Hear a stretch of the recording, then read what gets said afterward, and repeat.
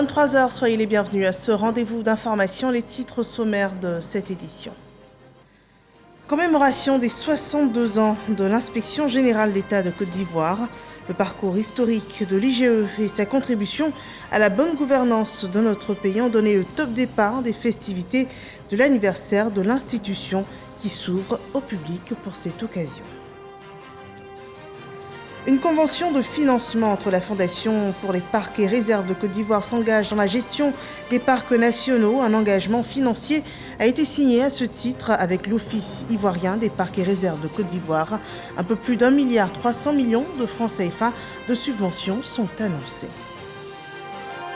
Et nous verrons aussi dans ce journal le dossier EcoPlus de la semaine sur les manipulations illicites de gaz butane, une menace pour les populations. La pratique est répandue, il s'agit du transvasement de gaz butane d'une bouteille à une autre. Une pratique combattue par les autorités ivoiriennes.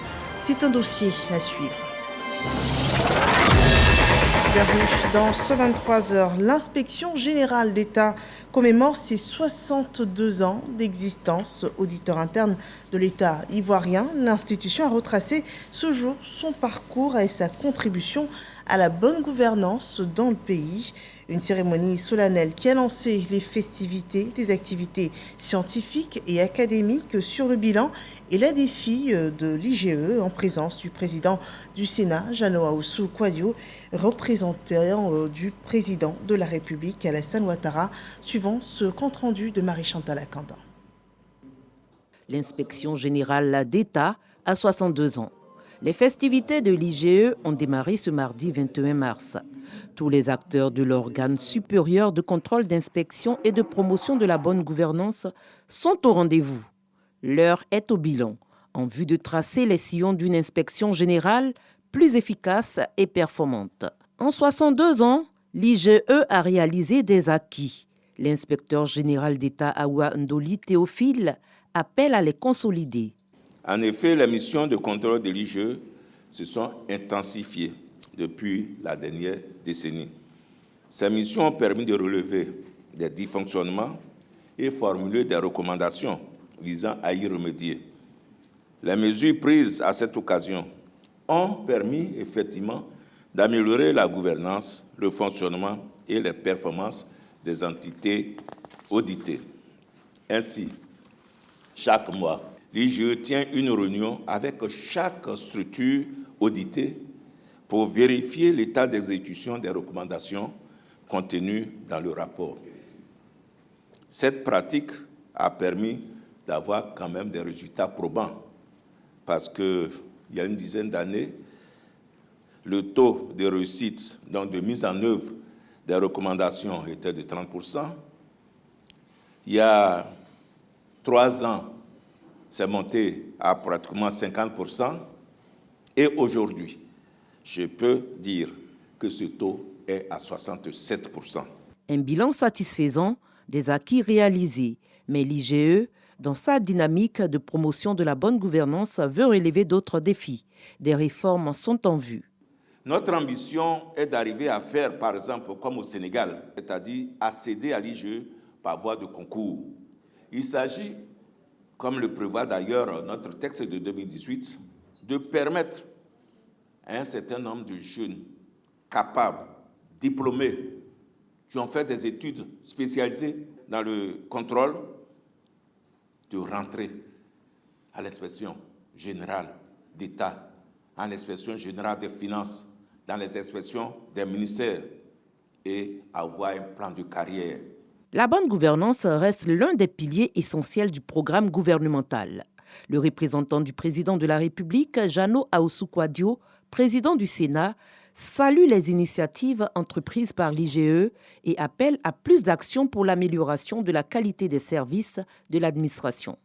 La bonne gouvernance, c'est la saine gestion des affaires publiques. C'est bien sûr la transparence et la rigueur.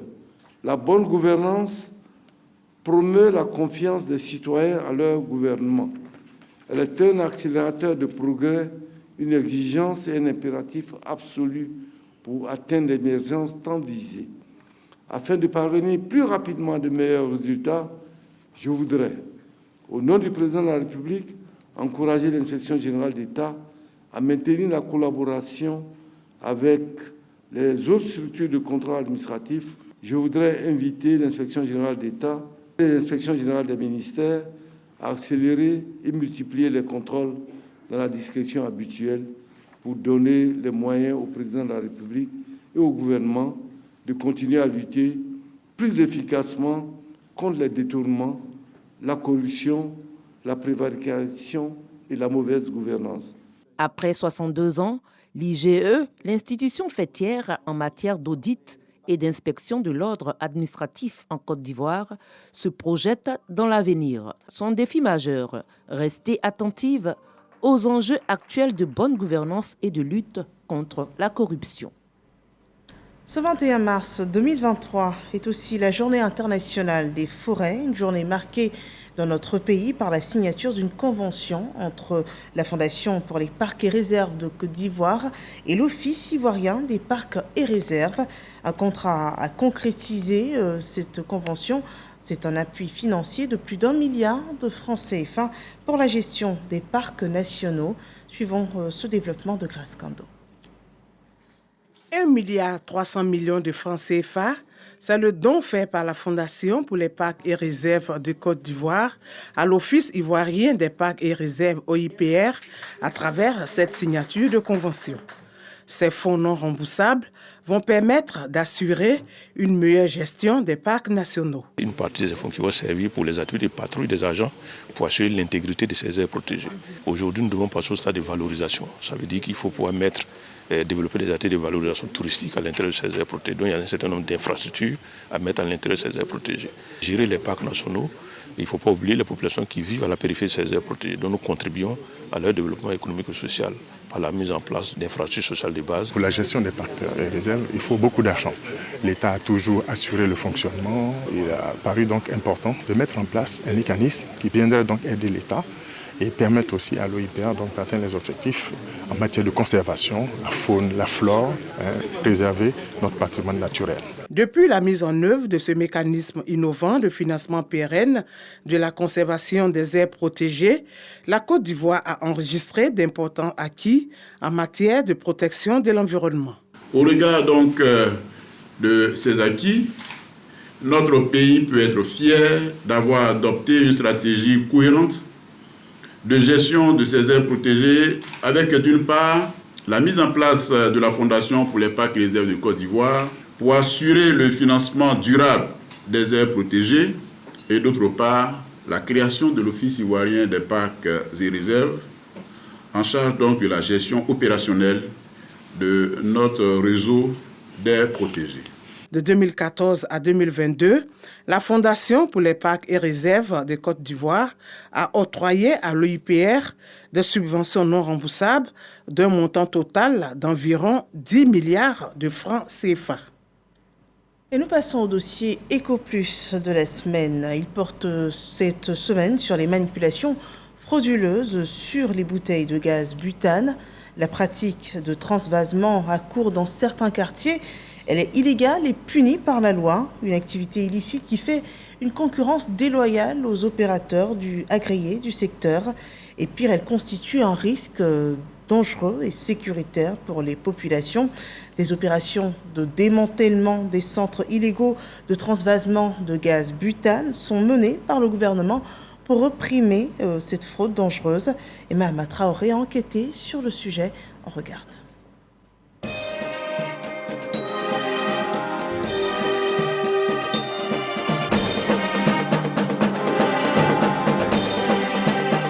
À Bobo-Sogefia, secteur plaque 2, ce camion de livraison de bouteilles de gaz vient ravitailler un revendeur.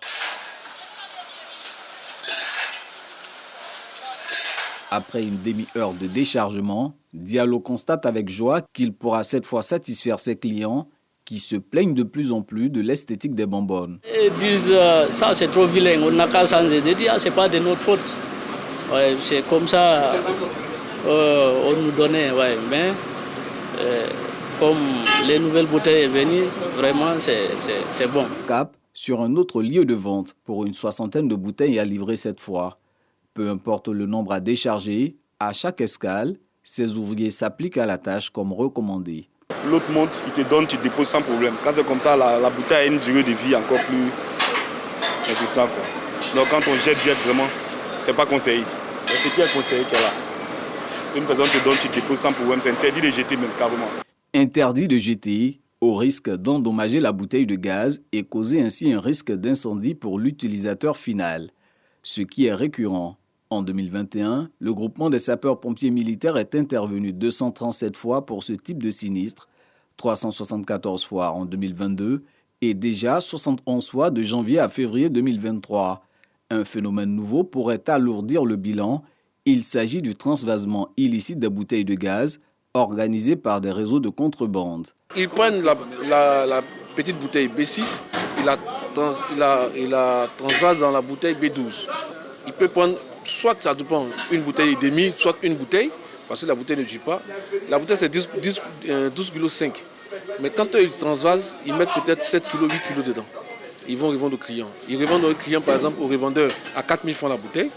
Le revendeur lui revend au prix normal. Sur ces images filmées en mode caméra cachée, l'on aperçoit les faussaires opérer avec du matériel inadapté dans un environnement inadéquat. Un simple revendeur lambda, aujourd'hui, devient pompeur. Et c'est ça qui est le problème. Ils sont aujourd'hui dans toutes les localités. Et si on ne prend pas garde, vraiment, on n'aura plus même de distributeurs légaux, mais on aura vraiment des concurrents qui vont s'installer et puis on verra qu'on va assister aussi à certains dégâts. Ces dernières semaines, les dénonciations de ce trafic illégal et dangereux sont légion sur les réseaux sociaux, de même que les opérations de démantèlement menées par les forces de l'ordre.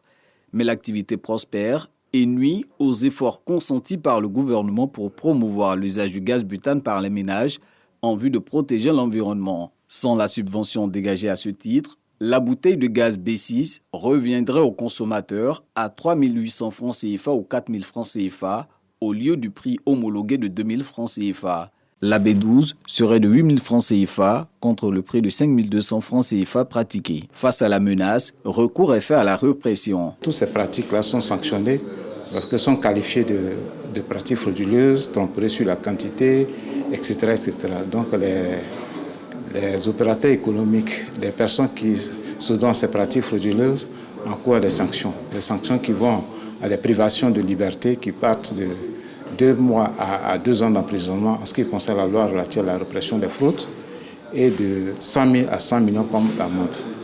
Pour ce qui concerne la loi des produits pétroliers, vous avez des peines qui vont jusqu'à 500 000 francs de avec bien entendu la saisie de tous les biens qui ont servi à commettre toutes ces infractions. En parallèle à la traque menée contre les réseaux clandestins de transvasement, l'État intensifie le contrôle auprès des opérateurs agréés. Objectif, faire du gaz butane un produit sûr et sans danger pour les ménages. Régulièrement, des équipes spécialisées du ministère des Mines, du Pétrole et de l'Énergie sillonnent les boutiques de revendeurs. La mission, inspecter chaque bonbonne de gaz en lui faisant subir un test d'étanchéité. Conformément à la réglementation ivoirienne sur les équipements sous pression, ces bouteilles sont testées chaque 5 ans. Chaque 5 ans, la bouteille doit passer une épreuve hydraulique. C'est un test qui permet de monter à une pression de 30 bars pour vérifier que la bouteille est toujours résistante. Une bouteille qui tourne dans un quartier, parce qu'il y a un centre de transvasement clandestin qui est là. Cette bouteille-là n'arrivera pas à temps au centre remplisseur pour être requalifiée, c'est-à-dire retestée. Il faut rappeler que pendant les tests, si l'épreuve est concluante, c'est-à-dire si la bouteille a prouvé sa capacité à résister, donc elle devra resservir, on doit changer obligatoirement le robinet ou le clapet. Donc c'est un clapet neuf ou un robinet neuf qui est remis sur la bouteille. À l'issue du test, s'il est constaté une fuite de gaz ou tout autre dommage dangereux, les bouteilles non conformes à l'usage retournent chez l'opérateur commercial pour réparation avant de subir à nouveau un test d'étanchéité. Si le test est concluant, les bouteilles concernées sont remises sur le marché. Dans le cas contraire, elles seront détruites pour éviter toute réutilisation, ce qui représente un manque à gagner pour les entreprises obligées de fabriquer de nouvelles bouteilles pour satisfaire la demande. Et voilà un dossier de Mahama Traoré sur les manipulations frauduleuses de bouteilles de gaz butane. Un dossier que vous pourrez revoir gratuitement sur rti.info.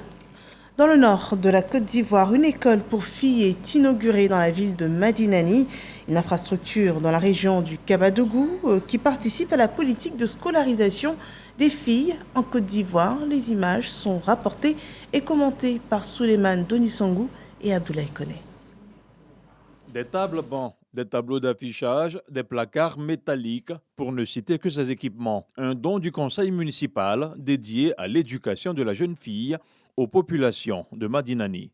La création de l'EPP Filles vise à répondre aux soucis de scolarisation de la jeune fille dans la circonscription scolaire de Madinani. Le conseil municipal veut à travers ce geste concrétiser la décision du gouvernement dans le traitement de la question du genre. Il s'est avéré nécessaire de penser à une initiative pouvant aider à concrétiser les décisions gouvernementales sous la grande vision de son Excellence, le président de la République, Alassane Ouattara. La ministre de l'Éducation nationale et de l'alphabétisation n'a pas manqué d'afficher sa satisfaction.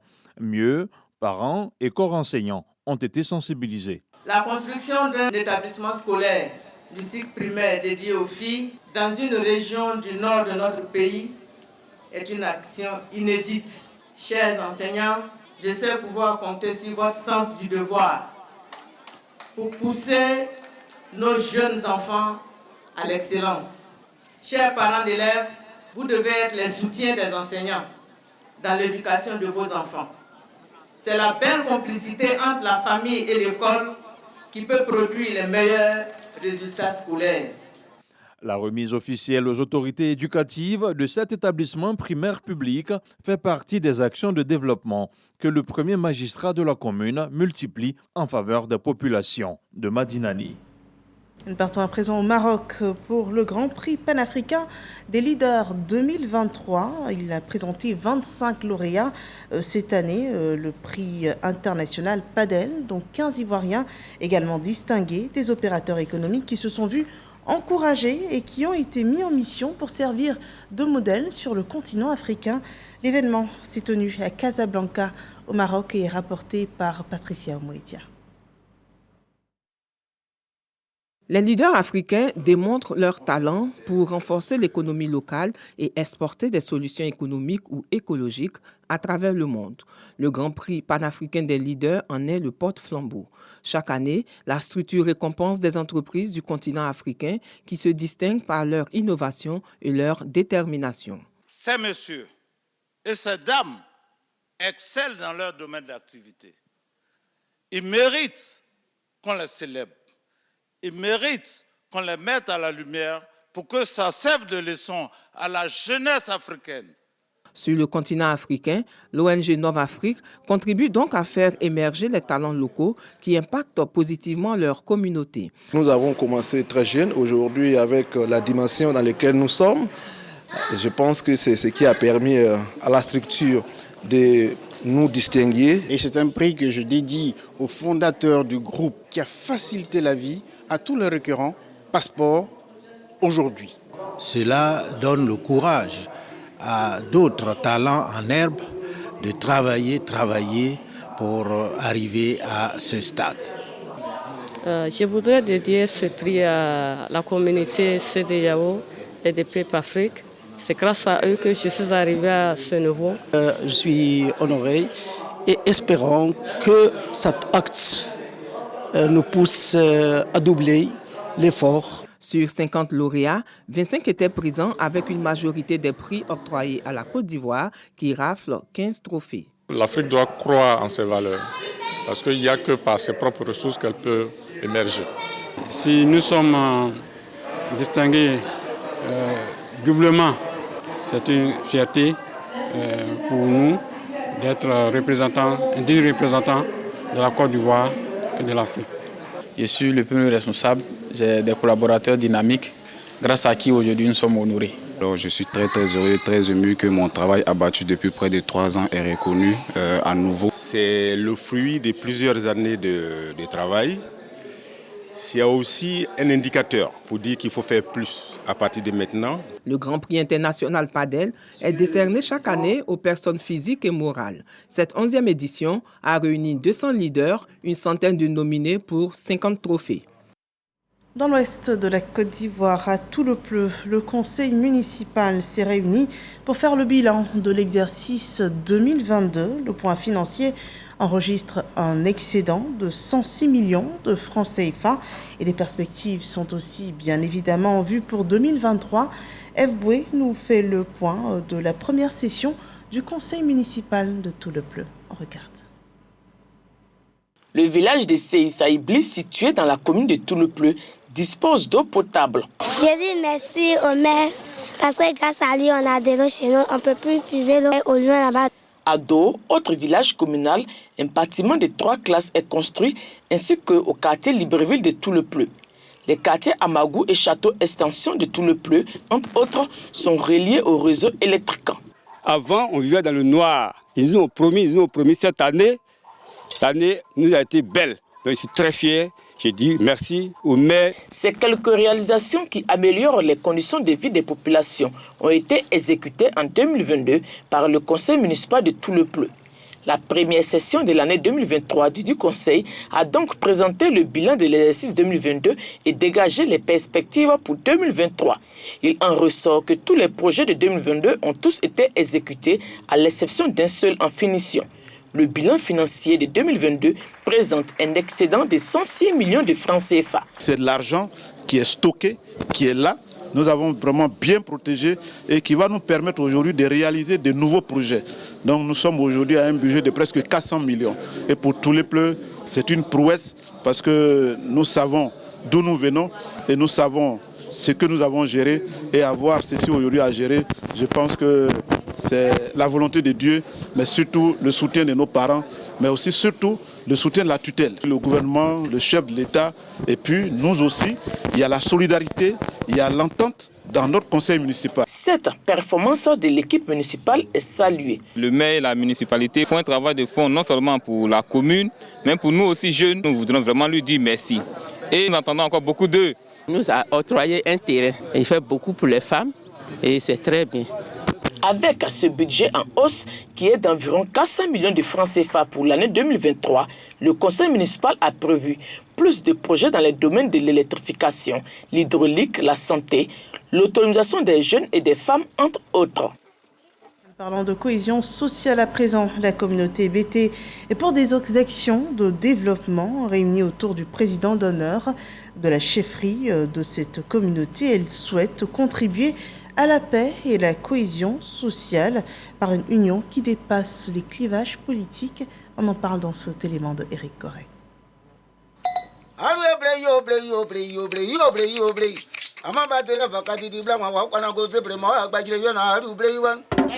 La Côte d'Ivoire, riche de sa diversité, n'hésite pas à brandir ses spécificités régionales, ethniques, religieuses et culturelles. L'association des BT du district d'Abidjan, avec à sa tête le ministre Alcide Djedje, est déjà en activité seulement quelques jours après sa mise en place. Selon les initiateurs, cette association va renforcer la cohésion sociale et promouvoir la pluralité ethnique. Vœux chers au président de la République de Côte d'Ivoire. Il n'y aura pas de RHDP, de PDCI. Il y a tout simplement le BT qui vient apporter ce qu'il peut apporter à sa communauté ici dans le district d'Abidjan. Au-delà de tous les clivages politiques, cette association entend s'imposer. Cette communauté a besoin, à l'instar des autres communautés, de s'organiser. Et c'est pour ça qu'il est important que nous nous organisions et les chefs traditionnels du district d'Abidjan nous ont montré la voie. Il n'y a pas une différence entre le Gor, la Nawa et le Wassa Central, toujours BT. Nous allons dans une ambiance harmonique, c'est-à-dire la cohésion, la paix, évidemment, le développement. Le président d'honneur de la chefferie BT résidant à Abidjan est confiant pour la suite. Tous les cadres que vous voyez là vont chacun pour sa part œuvrer à améliorer les conditions de vie de nos parents.